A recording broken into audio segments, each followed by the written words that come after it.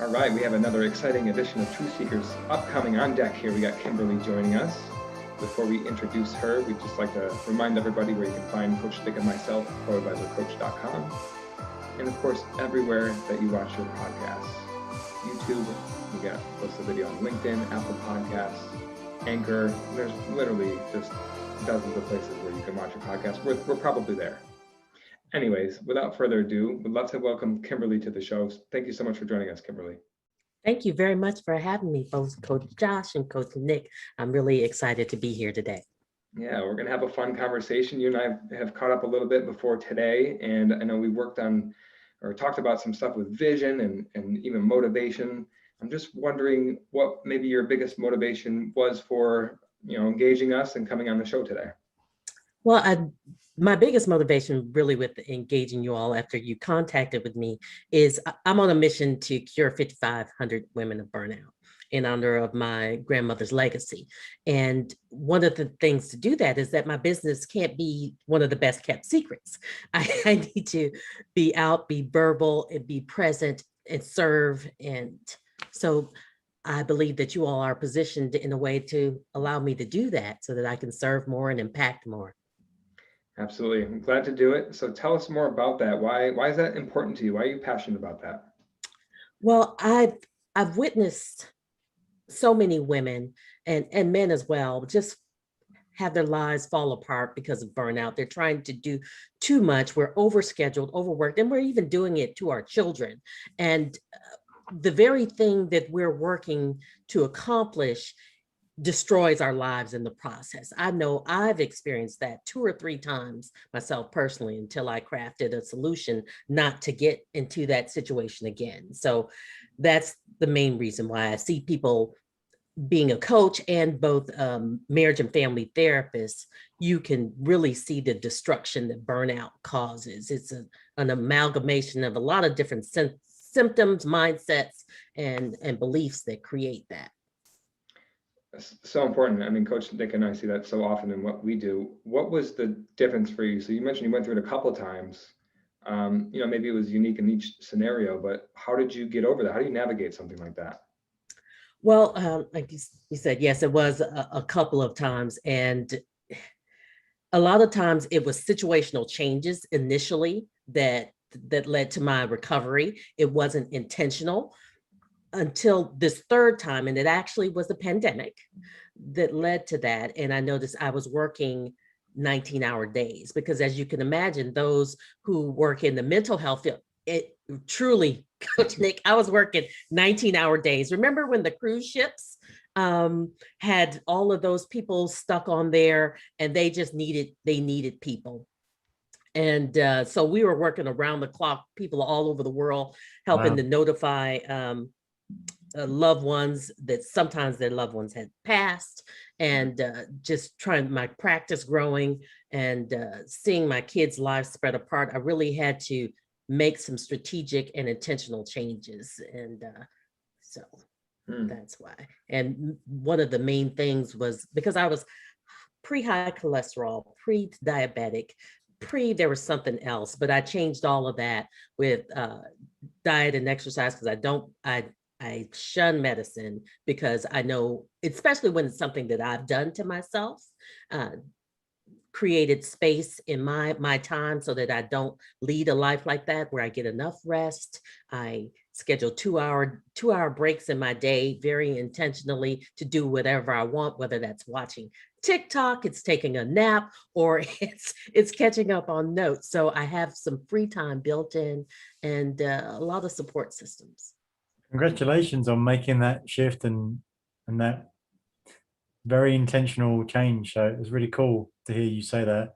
Right. And I'm really curious to know what that's done, not only for how you feel about it, but what's that done for your professional life as well, other parts of your life. Like, because the reason why I'm really curious to hear is because I believe that the conventional thinking is that if I start doing less, then other things are going to suffer because I'm not there to do those things. So like my business will suffer, or my relationships will suffer, like people won't get what I need. But I don't think that's true. So I'd love to hear your thoughts of what that's actually changed for you.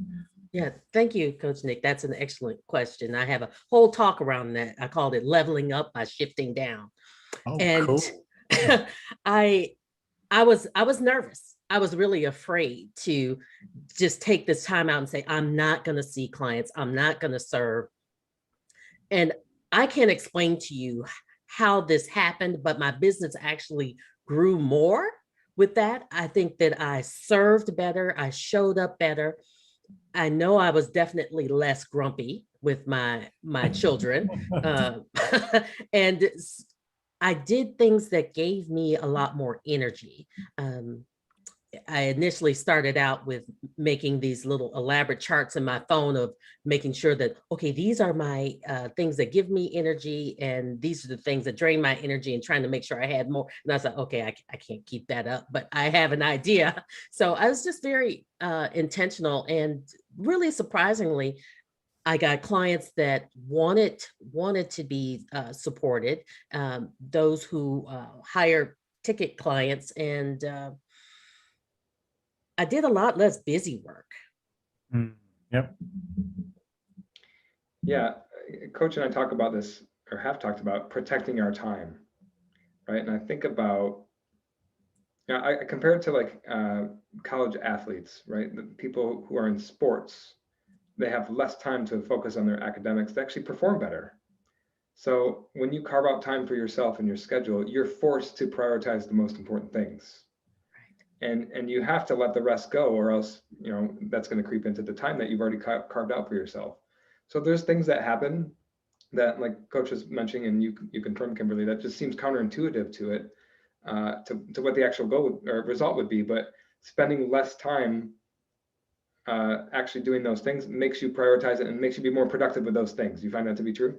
Oh, absolutely, because I would get into analysis paralysis, right? I'm not even going to tell you how much time I spent when I initially had my first website, and how many months I wasted getting it perfect, and it still wasn't perfect. Or the random, okay, I'm going to spend an hour doing this, but finding, oh, I'm looking at TikTok. Oh, I've opened this email, and I just was not focused when I wasn't more intentional with my time. I'm curious to know, at the risk of maybe eliminating some of your potential clientele pool, but is a lot of what your work is preventative of these things, or like what are maybe some symptoms you can look out for to beat burnout so that you don't wait till it's here? Right. So a lot of it, because there's a difference between, right, burnout and stress, right? So we're not getting rid of stress. Stress is not going anywhere. It's very useful for us, and it can be very motivating. But burnout, when you begin to, now let me back up for a second, because people tend to use the words burnout to apply to so many things, to a variety of things. I'm burnout on cookies, I'm burnout on yoga, or whatever it is, but it mainly applies to the work situation. That's what the World Health Organization puts it in a medical classification. So it's mental distance and exhaustion in your work. There's irritability, and just a general feeling of personal inefficiency. So we just talked about doing so much more, but not being personally effective. So when those three merge together, when you begin to see those symptoms, any one of them, that becomes a trigger. So I know my personal triggers. One of my personal triggers is, where are my keys and where are my glasses? That begins to tell me, I know it sounds absolutely silly, but, and the third one is, I'm stopping at McDonald's for a large fry and chocolate chip cookies. That I have let things go. I'm not managing things well. And that kind of alerts me, hey, stop, slow down, do what you need to do. I hope I answered your question. You did, and that's so important, because I think that is the spiral that can happen, because it's very difficult to get out of that mode, because you go to McDonald's once and then maybe you do it a second time, and then all of a sudden you got a bad habit on your hands, and it's more than burnout. It's burnout leading to other negative things. So Health yeah. issues, that ineffective coping mechanism. And I had that down. That's why when I really became intentional about addressing my burnout, that's why those 60 pounds just kind of melted off. So instead Wow. of me gaining during the pandemic 15, I lost So That's that awesome. was. So just for my sake, the glasses and keys, what did that mean? What do you mean by that? So I lose track of if I'm beginning to experience too much stress, too much burnout. I don't keep track of very important personal things. So my glasses, I need them to see, and they can be on my face or on my head, and I'm like, where are they? Because I'm not being intentional. I'm not noticing things. I'm just acting haphazardly and being not intentional. And my keys are the same way because I need them to go places and do things. And so it's almost like this little self-sabotage stuff. So I think somehow my brain and my body is telling me, you need to stop, slow down, because I can't do anything without my glasses or keys. I just love that you've identified, when it starts to show up for you. As you were speaking, my mind goes to listen to a podcast a couple of weeks ago where it talked about the importance of vision. Okay, and if we're really stressed out, we have tunnel vision with what's right in front of us and what is stressing us out.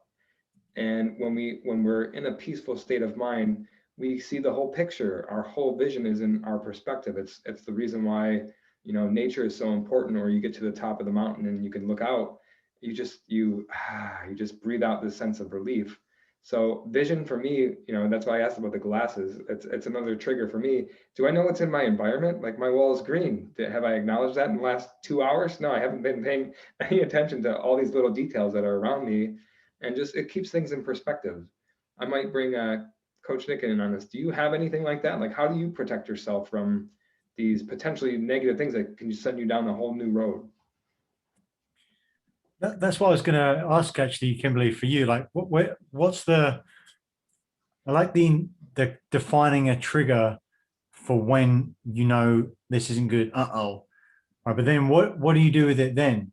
What's the action? Because there has to be something actual action to then spin it back the other way.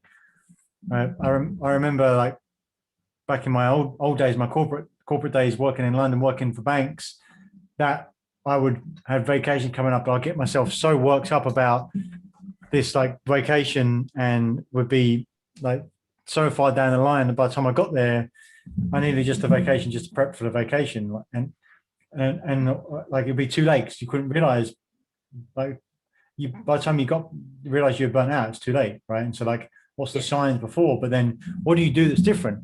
And I couldn't ever get my head around, like, well, okay, now I noticed it, but what do I do about it? Because what do you tell me about that, if you would?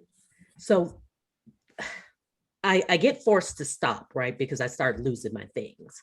And I begin to look at what are the stories and the narratives I'm telling myself about my current situation, and what is my mindset about that. So a lot of time that for me, I hear the stories about how good I need to be and how I have to do things bigger, better, faster, and you have to be the best. And sometimes mediocre can be okay. Good can be okay. And it doesn't, so sometimes there's cereal for dinner. It doesn't have to be a 5-course meal. So that's the first thing. What story am I telling myself about my circumstance and the issues? And is that even accurate? So I have to do a self-check. Looking at first what's going on internally, and then I look at what's going on externally, and where are the truths and falsehoods in those narratives. And do you just, I'm going to ask specifically because I think, like, the real the method here is so important to apply it, right? It's like, okay, so do you go, oh, where's my keys? I don't know where my keys are. Okay, hold on. I need to go and sit in my special space with a notepad, and I need to sit down and figure out what it is. Is it as structured as that? Or is it like, okay, tomorrow at this set time when I do my morning routine, or I do my end of day routine, that's going to be part of it, I need to set then, or I need to set, is it just on the fly? Like, how do you do it? So 2 things that I do. First, I stop after I find the things. I stop and I do a little bit of a body scan to close my eyes, and not a real long, deep thing, but what's going on in my body. because that's very telling for me. A lot of times I feel it in my stomach, and then I kind of speak to that and I breathe through that. Then I'll break out my iPad that has my mood journal app and begin to tease apart what are my thoughts. Like I said, what is the narrative? What's the story that I'm telling? And sometimes I know, and other times I discover it through the typing. So that tends to help me a lot, and then go through what's going on externally. So this is so important because it's everything. You don't think of the body being involved or physiology when you're working on something professionally, but that's where it shows up, right? It's almost like that's the net that catches the burnout. Like there's signs along the way, but then the body gives us this feedback with like, hey, pay attention to me. It's like your subconscious. It's the subconscious's way of getting your attention. Right. Is how I'm making sense of it. Yes. So it's cool to hear you. Like, so first thing I do is I slow down. I tell myself a different story. That's the power of control. Nothing has any meaning except the meaning we give it. That's one of Coach my favorite quote. And then what do we do about how we feel physically? Well, it's trying to tell us something. What is it telling us that we need? And let's go and do that. Right. And then I break out my comfort kit sometimes, depending on how that's going. And with my comfort kit, it has something for all the 5 senses, like something for auditory, something for tactile, something visually, and something kinesthetic and auditory. So, and find what is the stimulation that I need at the time to bring me back to a happy space. So, because sometimes it might be so cluttered, and typically a lot of times, sometimes it's the external, and that just centers me and allows all that to come through. So cool to hear about your process. Thank you for sharing that.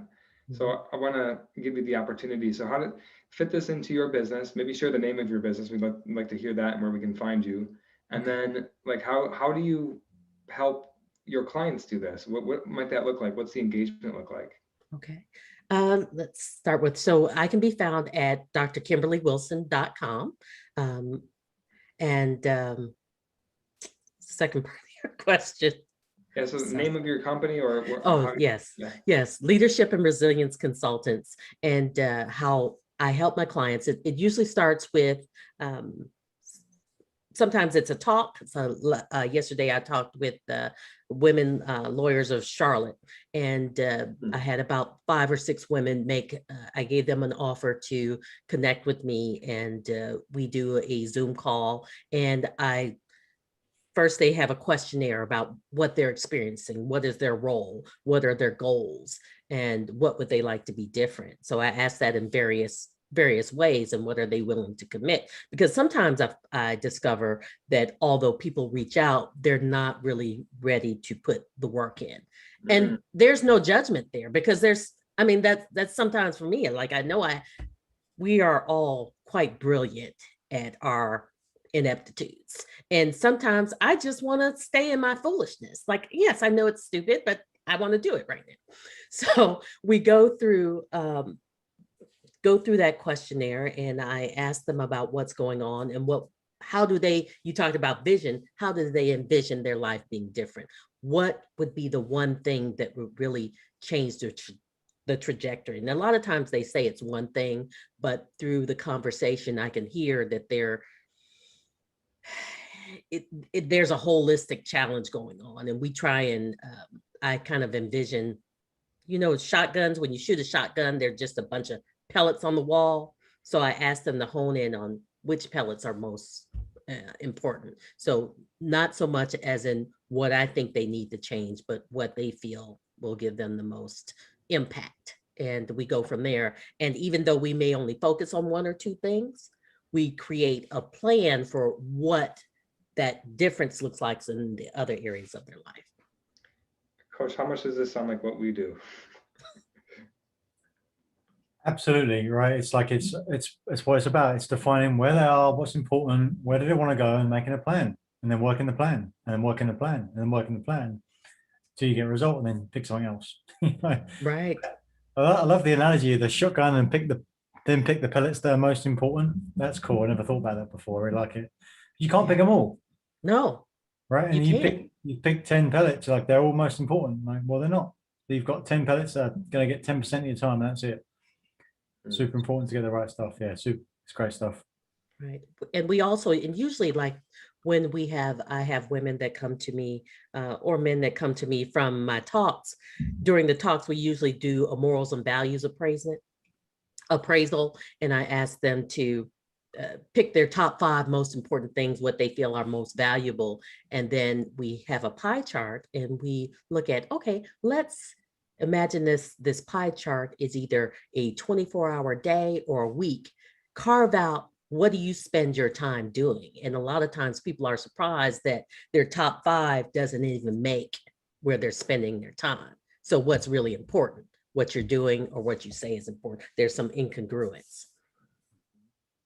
That's exactly where we started, right? With the burnout, where how can we protect our time? What's most important? What do we need to not feel that burnout? Amazing. Right. So Kimberly, what might you say as we wrap up here to somebody who is watching this and like, oh my gosh, I had these symptoms. Oh my gosh, that sounds like me. Like, what do they do? Right. Well, first I would say go to my website. There's a free at drkimberlywilson.com. There's a free burnout quotient, and you can find out, are you really burnt out or are you just experiencing a little bit of stress? Then I would say, well, based upon the answers of that questionnaire, set up a free call and we can craft, because whether you decide to move forward with me or you want to work it on your own, we come up with a rough plan so that you can begin to take action. So I want to serve whether I'm the person for you or not, because many times I'm not for everybody. Absolutely. And you can only know that after a little engagement and testing it out, right? Yes, absolutely. Yeah, so I want to share a takeaway that I'm taking away from today's conversation is know your triggers. I mean, that is like, that was a huge eye opener for me, is recognize when you're starting to go down that path, and then figuring out, like Coach asked, what's the action after that? But it's progressive, right? So the first step in that process is the awareness of, oh my gosh, I'm doing this. I know that this is not serving me. This is not in my best interest. Let's take some new different action. Absolutely. Thank you. That even solidifies it more for me, that something to really make sure I focus on for clients. I know mine down. Absolutely. Even if it's simple, we already know it, right? It's sharpening the saw. And Coach, why don't you sharpen the saw one more time for us? What are you taking away from today? Yeah, I mean, it's awareness. You've got to know what it is. And even if you don't choose to act on it, knowing what it is starts to build it. And the more that you see it, the more it will become in your mind, the more it will grow. And that somewhere along the line, there'll be enough leverage for you to do something about it. So that's the most important thing. But something you said, actually, Kimberly, and it really is sharpening the score, just a reminder for me, you said that you know what those things are, or you discover it when you're typing. That is a good reminder when you get on your iPad app, like you know what it is, or you start doing it and then you discover it. For me, the reminder there is that you don't always know everything. You've got to continue, you've got to go through the process, take the actions, and you'll discover along the way. But you can't get the result without starting. And you're not going to know what all the answers are when you start. It's just go through the process. I think that's applicable for many things, but at least like to know where you are, what's going on, like just ask yourself a question, just go through a process. Like even if you're not answering the right question for start, the first question will lead to the second question, which will eventually lead to the right place where you can take some action and feel good about it. So thank you for that. All right, thank you. And I'd like to share my takeaway from when we first taught Coach Josh. And I hadn't done my vision board in a while. You talked a lot about vision for my business, and I'm looking at it right now. and so that's been such a helpful reminder to keep me focused. It seems like a tiny little thing, but it actually targets my actions and reminds me what to do, what's important and what's BS. That's so awesome. Thanks for sharing. Yeah, a lot of what we seek is clarity. How do we know what the most important things are that we can spend our time doing? And if it's in alignment with what's important to us, what's right in front of us. So yeah, it's awesome. Thank you. Thank you. Kimberly, thank you for joining us today. I really appreciate this conversation, and we'll see everybody on next week's edition of True Seekers. Thank you once again.